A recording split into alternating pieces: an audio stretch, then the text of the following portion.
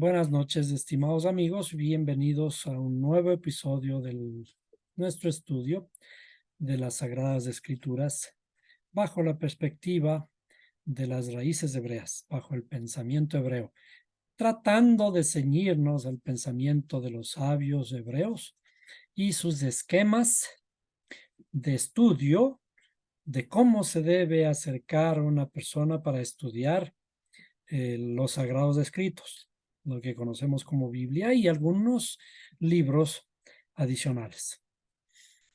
Por ahora vamos a analizar la realidad nuestra, lo que nosotros conocemos como realidad. Cuando nosotros miramos, cuando escuchamos, cuando tocamos, cuando olemos, estamos de alguna forma percibiendo la realidad externa. Pero esta realidad externa, ¿cómo estamos nosotros seguros de que es cierta? Para ello, revisemos un poquito. Siempre es bueno fijarse en un diagrama para recordar este diagrama. Y así, de esta forma, no solo escuchando, sino también viendo, y si podemos hacer también nosotros, mientras hacemos esto, le estamos ayudando a nuestra mente a grabar esta información. Es decir, nuestro cerebro es capaz de grabar esta información y mientras más elementos utilizamos para que esta información se grabe, esta información se va a grabar mucho mejor y la podemos recordar de una mejor manera. Entonces, voy a tratar de dibujar nuestro cerebro. Imaginémonos que nuestro cerebro es una cosa así. No es redondito, pero lo hemos dibujado redondo. Y este cerebro es la computadora central nuestra para tener un contacto con la realidad. Es decir, la realidad está afuera, por ahora, porque también hay una realidad interna. Entonces, nuestra perspectiva sobre la realidad externa, ¿cómo percibimos la realidad externa? La percibimos, por ejemplo, a través de nuestros ojos. ¿Ven? También la percibimos a través de nuestros oídos.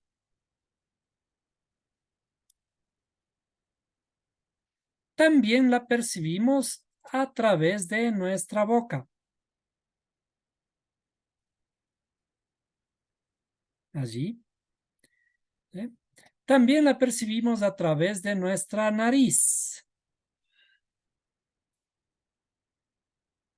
Y también a través de la piel. Es decir, nosotros tenemos 5 sentidos para percibir la realidad. Ahora, ¿qué hacen estos sentidos? Estos 5 sentidos están conectados de alguna forma. El ojo derecho a una parte izquierda del cerebro, etcétera, en la parte de atrás y al revés también, ¿no? Entonces aquí esto llega hacia atrás de nuestro cerebro a una parte dedicada exclusivamente a la visión. Y cada uno de estos también tiene su órgano en alguna parte, un órgano para tener esta sensación de cómo se percibe la realidad. Entonces, igual aquí nuestra lengua tiene unas conexiones nerviosas para la sensación de los sabores. Y toda la piel también está conectada a través de un sistema nervioso muy amplio para conectarse aquí en el cerebro. Es decir, nosotros lo que vemos, estas imágenes que vemos aquí, ¿sí? Cualquier cosa, cualquier imagen, nos proyecta una luz y esta luz entra por el sistema nervioso, por unos nervios especiales y son procesados por el cerebro. Cada uno de estos sentidos está conectándose con la realidad. Todo esto ocurre mientras estamos despiertos. Pero ahora, ¿qué ocurre cuando entramos en la fase del sueño? Entonces vamos a pensar de que vamos a soñar. En el sueño, algunos de estos sentidos se desconectan. Por ejemplo, los ojos se cierran. Los ojos se cierran y por lo tanto no vemos prácticamente nada porque al estar cansados y cerrarse nuestros ojos, ahora el cerebro ha desconectado a este sentido. Entonces le vamos a poner por aquí, este está desconectado. Y algunas de las funciones sensitivas también lo hacen. Por ejemplo, se pueden desconectar los nervios de nuestras sensaciones del sabor en la lengua. Inclusive algunos sonidos no escuchamos. Puede que algunos sí. Es decir, entramos en un estado de inconsciencia, en un estado adormecido. Mientras nuestro cerebro está adormecido, la, las respuestas, o mejor dicho, las conexiones de la realidad a nuestro cerebro son mínimas. Estamos en un estado de reposo y por lo tanto interactuamos con el mundo exterior de una forma mínima. Desde luego que de alguna forma estamos alertas a ciertos sonidos. Estamos alertas a que alguien, por ejemplo, nos toque y nos despertamos, ¿no? Pero el cerebro de alguna forma ha desconectado gran parte de su conexión con la realidad externa. Ahora, cuando entramos en esta fase del sueño, ¿qué ocurre? ¿Vemos? ¿Qué vemos? En la fase del sueño sí vemos, pero vemos imágenes que posiblemente nos está recordando el cerebro, nuestro inconsciente aparece y nos pone ciertas imágenes allí. Mientras estamos en el sueño, esto que vemos es la realidad. Mientras estamos soñando, a veces podemos sentir que estamos volando, por ejemplo. Extendemos los brazos, si a ustedes les ha pasado esto, extendemos los brazos y mientras más extendemos los brazos, hasta nos elevamos más. Y sentimos que es hermoso. Y escuchamos y también nuestra piel es capaz de sentir esa sensación del viento, los sonidos, etcétera, y a veces pueden confundirse los sonidos con ciertos sonidos que tengamos en el lugar en donde estamos durmiendo. Y tal es la realidad que cuando estamos volando, por ejemplo, y en un momento determinado descendemos y nos caemos, sentimos esa angustia de la caída. ¿Hasta cuándo? Hasta cuando esta caída finalmente nos despierta. Cuando entramos en este sueño, estos sueños pueden ser tan perturbadores que les creemos realidad. O pueden ser tan lindos también que cuando nos despertamos del sueño, estos sueños van a producirnos un estado sublime. Es decir, lo que tenemos guardado en nuestro inconsciente puede salir en forma de sueño, en forma de imágenes, sensaciones, y nuestro cerebro nos hace sentir, nos hace ver esa realidad que nos parece que es real mientras estamos en el sueño. La pregunta es, ¿cómo estamos seguros que en este momento no estamos soñando? ¿Cómo estamos seguros que el cerebro no nos está engañando? ¿Cómo estamos seguros si en este preciso instante no estamos viviendo una realidad no tan real? Es decir, y de hecho los sabios hablan de que el mundo en el que vivimos actualmente en realidad es un sueño. Y por ello, un gran escritor español, Calderón de la Barca, en un famoso libro, una famosa historia acerca del personaje llamado Segismundo, en una forma poética en ese libro expresa esa comedia, esa tragicomedia de Segismundo, que debido a ciertas premoniciones sobre el padre, que era un rey, este rey le creyó por ciertos adivinos de que el hijo iba a derrocarle al padre. Por lo tanto, ¿cuál era la mejor forma de evitar que este hijo se viniera en contra de él? Le mandó a estar toda su vida encarcelado. Él creció en una cárcel oscura y alguien solo detrás de la puerta le enseñaba todo lo que tenía que aprender. Y pasó muchísimos años hasta su juventud allí, y para él la única realidad que existía era aquel lugar oscuro de su cárcel. Hasta que algún momento el padre se dio cuenta y dice, bueno, ya ha pasado toda la vida y mi hijo no ha logrado derrocarme, hagamos un experimento y dejémosle salir. Cuando decide sacarle, eh, él, él pide a sus ayudantes de que le duerman a su hijo, a Segismundo, que le duerman y luego le saquen de su cárcel y después que despierte en el mundo real. Cuando Segismundo se despierta en el mundo real, él comienza a aprender todo completamente desde cero. Para él todo lo que veía era completamente nuevo.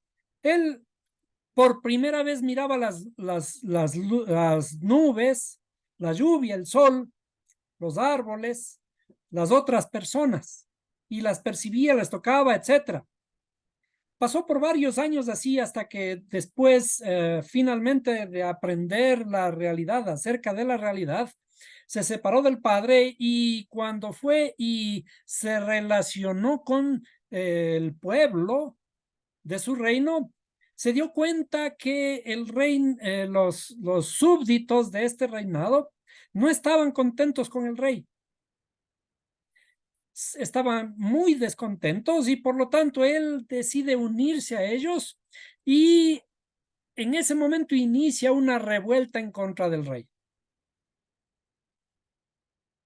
Entonces el rey se da cuenta que ahora efectivamente esta profecía se estaba cumpliendo sobre su hijo, hace que sus súbditos vayan y le tomen preso nuevamente a Segismundo y logran tomarle preso a Segismundo y la orden era de que le vuelvan a adormecer. Y una vez que estaba dormido otra vez, entra nuevamente a la celda y allí le hacen despertar. Cuando Segismundo se despierta otra vez en la realidad que él conocía, y comienza a recordar todo lo que había vivido afuera, se da cuenta de que esto que había vivido hace unos pocos días atrás, esa realidad que vio, en realidad le parecía solo un sueño. ¿Y cómo termina el libro? La vida es un sueño y los sueños, sueños son. Es decir, cuando nosotros estamos mirando la realidad, esta realidad puede parecernos tan real, pero no estamos muy seguros si estos sentidos nos están engañando.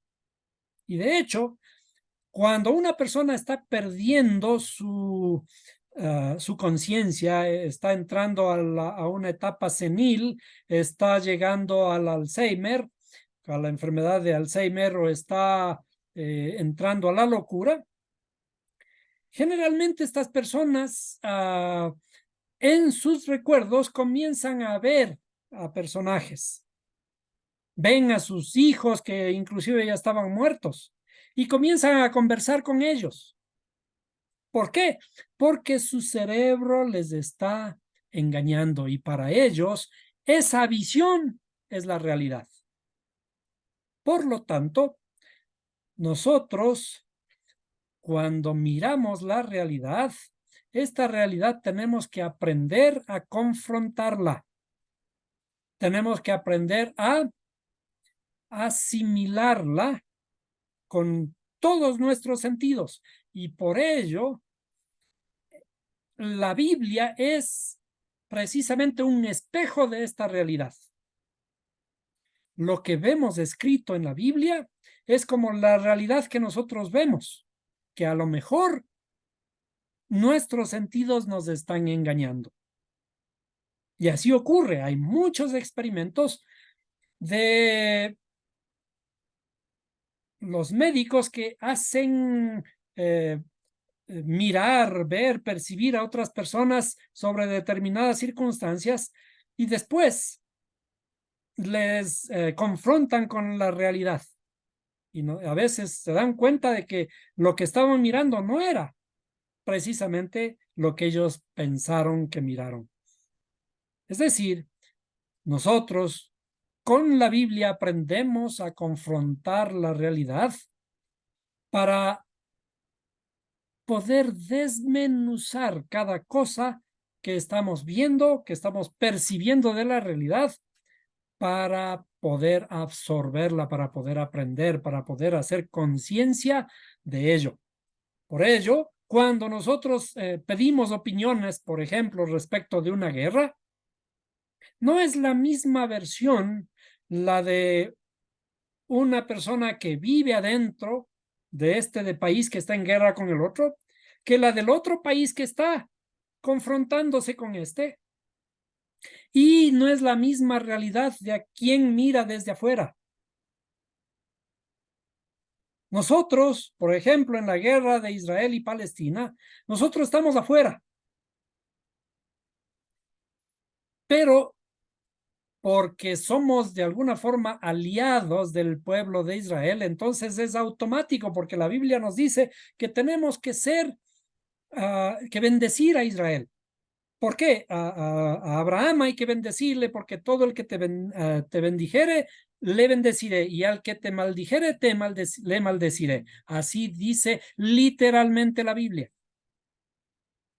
Pero no está hablando de ese Estado de Israel. Ya hemos analizado que la Biblia hay que desmenuzarla, hay que entenderla para lograr ver ese mensaje interior. Nosotros, cuando nos polarizamos a favor de un Estado cualquiera, que nos cuidemos de no desfavorecer a otros. Todos somos hijos de Dios. Todo lo que estamos aprendiendo aquí tiene que ser perfectamente equitativo para todos los seres humanos. Eso es lo que miramos en las escrituras y tenemos que confrontar con la realidad. Tenemos que creer, tenemos que tener un Dios que sea absolutamente recto con todos los seres humanos.